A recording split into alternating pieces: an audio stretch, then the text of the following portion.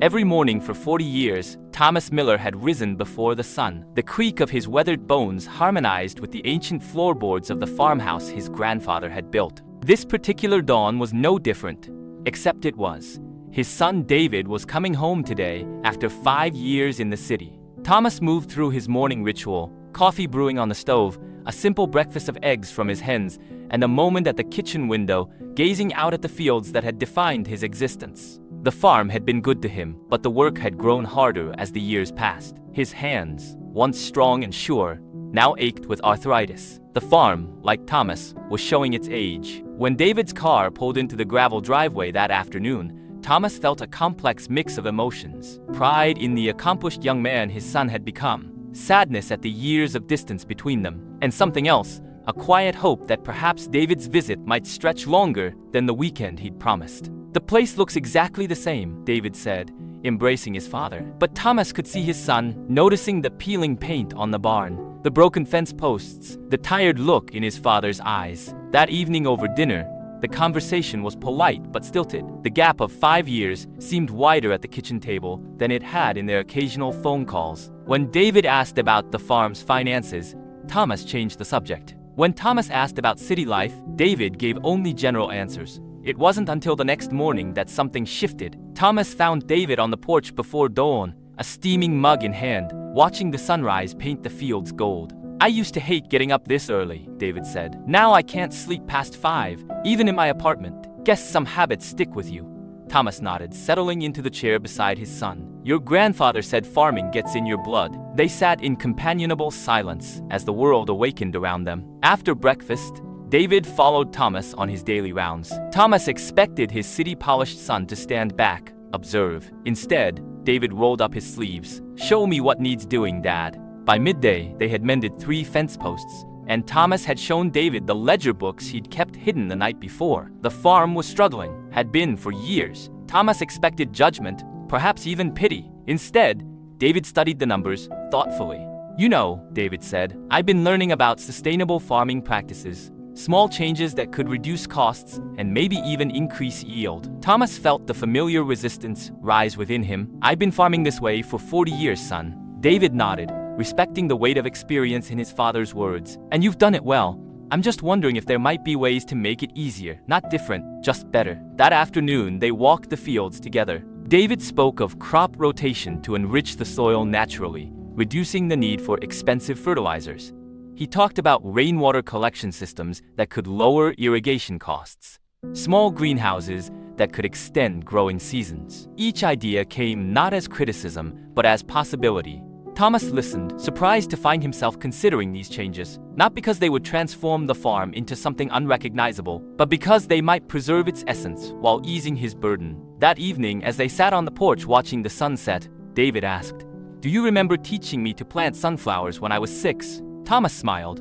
"You wanted to plant them all in one spot, and you showed me how they needed space to grow. You said, sometimes making room for change helps everything flourish." Thomas looked at his son, seeing not just the boy he'd raised, but the man who'd come home with fresh eyes and an open heart. "I've been thinking about coming back," David said quietly. "Not to take over, to partner, to learn from you and maybe bring some new ideas, to make this place sustainable for another generation." The words hung between them, fragile and full of potential. The next morning, they began small. David set up his laptop at the kitchen table and showed Thomas websites of farmers implementing the changes they discussed. Thomas shared his deep knowledge of the land which fields drained well after rain, which caught the best morning light. Together, they drafted a simple plan, 3 changes to implement before David's next visit in a month. As Thomas drove David to the bus station, the farm seemed different somehow, not because anything had physically changed yet, but because Thomas now saw it through the lens of possibility rather than burden. "I'll be back in 4 weeks, David promised. "We'll start with the rainwater system." Thomas nodded, feeling a lightness he hadn't experienced in years. That afternoon, he sat at the kitchen table with something he hadn't used in a long time, a notebook and pen. He began listing small improvements he could make to his daily routine while waiting for David's return. He would start walking to the far fields rather than taking the truck, good for his health and saving gas. He would try the stretching exercises his doctor had recommended for his arthritis. He would call his neighbor about sharing equipment costs. He would finally fix the leaky faucet that had been wasting water for months. None of these changes would transform his life overnight, but Thomas understood now what his son had been trying to show him. That improvement didn't require revolution. It asked only for openness to possibility and the courage to take one small step, then another.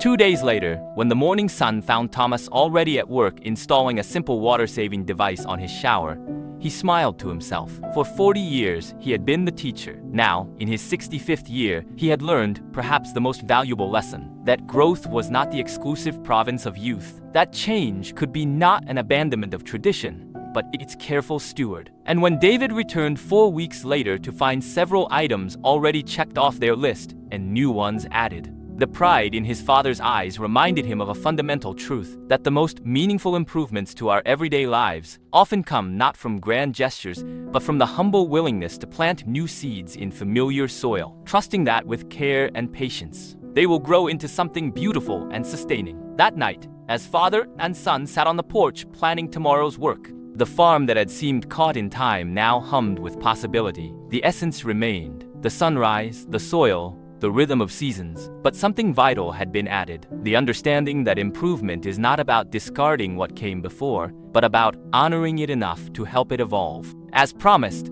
they began with the rainwater collection system. David directed, while Thomas assisted, both working in perfect harmony as they attached gutters and positioned collection barrels strategically around the barn. The sky darkened with approaching rain, perfect timing to test their work. Inside the barn workshop, they continued their collaboration. David introduced Thomas to online resources and modern techniques, while Thomas shared generations of farming wisdom that no textbook could teach. Their mutual respect deepened as they recognized the value each brought to their partnership. Weeks later, they harvested the first vegetables from their small greenhouse, an addition that had seemed like a luxury, but was proving to be a smart investment. Thomas held a perfect tomato in his weathered hands, marveling at its ripeness despite the cold season outside. Soon, they were selling their produce at the local farmers market, their table standing out with its abundance and quality. Thomas engaged with customers while David handed out information on their sustainable practices. Other farmers approached with curious questions about their methods. Their success wasn't accidental. David had introduced scientific soil testing alongside Thomas's traditional knowledge. Together they knelt in the fields, David with his testing kit and Thomas with his experienced fingers, both learning from each other's approach. With the first year's improvements showing clear results, they painted a new sign for the farm entrance: Miller Family Farm, EST 1945. Growing forward, the sign perfectly captured their philosophy, honoring tradition while embracing innovation. The old storage room transformed into a proper farm office, where David patiently taught Thomas to use a tablet for tracking farm data. Thomas, once resistant to technology, now saw how it could complement rather than replace his experience. To mark their successful first year of partnership, they hosted a harvest dinner for family and neighbors. Thomas stood proudly at the head of the table, gesturing to David as he proposed a toast. The kitchen, like the farm, showed subtle but meaningful updates. By the second year, they had expanded their greenhouse operation. Thomas guided David through rows of thriving vegetables despite the snow visible through the transparent walls. Workers harvested winter crops that would have been impossible in previous years. Their success attracted attention. Together, they began hosting workshops for local farmers. Thomas explaining how they'd integrated traditional methods with new approaches, while David presented the impressive data on their improved yields and sustainability. The farm flourished through all seasons now. Spring brought new planting methods, with Thomas directing younger workers. Summer saw efficient irrigation systems, with David monitoring crops using technology. Fall harvests were more abundant than ever, with father and son working side by side. Even winter became productive, with greenhouse operations and planning sessions in their updated office. Standing together at sunset, they surveyed the transformation-restored buildings with solar panels, organized fields with cover crops, efficient irrigation systems, and new equipment. Thomas stood straighter now, healthier in both body and spirit, while David had fully embraced his farming heritage. And finally, they planted a tree sapling near the farmhouse, Thomas's weathered hands guiding David's now calloused ones as they covered the roots with soil. A young child watched curiously from nearby, the next generation who would someday learn that the most meaningful improvements to life come not from resistance to change, but from the wisdom to know which seeds to plant, which roots to nurture, and which new branches to help grow. If you enjoyed this story and want more heartfelt journeys like The Seeds of Change, don't forget to like, subscribe, and share. Your support helps these stories grow.